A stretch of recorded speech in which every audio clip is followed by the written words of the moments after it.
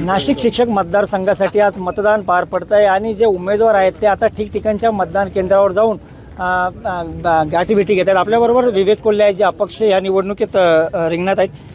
आज मतदान होतं आहे, काय विश्वास आहे एकंदर जो प्रचार झाला आहे त्यानुसार?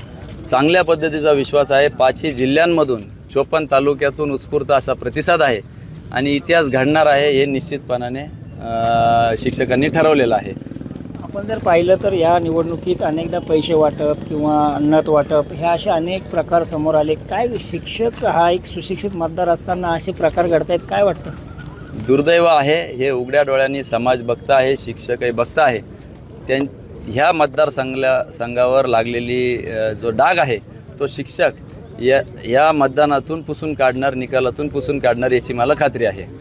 कालसुद्धा मनमाडमध्ये तुमच्या समर्थकांकडे पैसे आढळल्याच्या बातम्या समोर आल्या. नेमकं काय त्यातलं तथ्य आहे, काय सत्य आहे नेमकं जे तुमच्यावर आता आरोप केला जातोय की तुमचे पॉम्पलेट आणि पैशाचे पाकिटं सापडले? मनमाडच नव्हे तर संपूर्ण 54 तालुक्यातील त्या ठिकाणी प्रशासकीय यंत्रणा, विशेषतः पोलीस विभाग यांनी वेगवेगळ्या ठिकाणी कार्यरत असलेल्या कार्यकर्त्यांवर धाड सत्र मी त्याला म्हणाल, कारण ज्या ठिकाणी ते राहत होते त्या ठिकाणी देखील जाऊन या ठिकाणी विद्यमान आमदारांच्या राजकीय दबावापोटी खरं तर असं दिसतं एकंदरीत त्या ठिकाणी टाकले. 10 लोक जिथं राहत होते तिथं 60,000 रुपये मालेगावला सापडले, तरी देखील त्यांना दिवसभर डांबून ठेवलं. अनेक निवडणुकीमध्ये आपण हे पोलिंगचे बूथ बघता, इथं मंडप टाकावं लागतं, नाश्ता द्यावा लागतो, चहा पाणी करावं लागतं. ऑब्जेक्शन घ्यायचं असेल तर शासकीय निधी म्हणून त्या ठिकाणी डिपॉझिट भरावं लागतं. आणि या 54 तालुक्याचा विस्तार आहे. अनेक तालुक्यांना त्या ठिकाणी इथून माझ्या अधिकृत याच्यातून घेऊन चाललेले पैसे त्या ठिकाणी अडवून त्यांनी अशा पद्धतीचं की बनाव असा रचला. त्यांना कुठलाही मुद्दा शिल्लक नसल्यामुळं त्यांचा पराभव विरोधकांना दिसला असल्या कारणास्तव हा केविळवाणी प्रयत्न, खोटा खटाटोप, खोटे मतदार, खोट्या डिग्र्या, खोटे कॉलेजेस आणि खोटे आरोप हे सर्व उघड्या डोळ्यांनी शिक्षक बघता आहे आणि आजच्या मतदानातून त्याचं उत्तर निश्चितपणाने शिक्षक देणार आहे याची मला खात्री. महाविकास आघाडी असेल किंवा महायुती असेल ही वर जरी एक असली तरी तुमच्या मतदारसंघात, नाशिक शिक्षक मतदारसंघातील त्या महाविकास आघाडीचे असेल महायुतीचे अनेक नेते हे तुमच्याबरोबर आहे, अनेकांनी तुम्हाला पाठिंबा दिला आहे. कसं पाहता या सगळ्या गोष्टीकडे? नाही, निश्चितपणाने राजकारणामध्ये सगळे समाजाची सेवा करण्याच्याच हेतूने आलेले असतात, विविध पक्ष जरी असले तरी.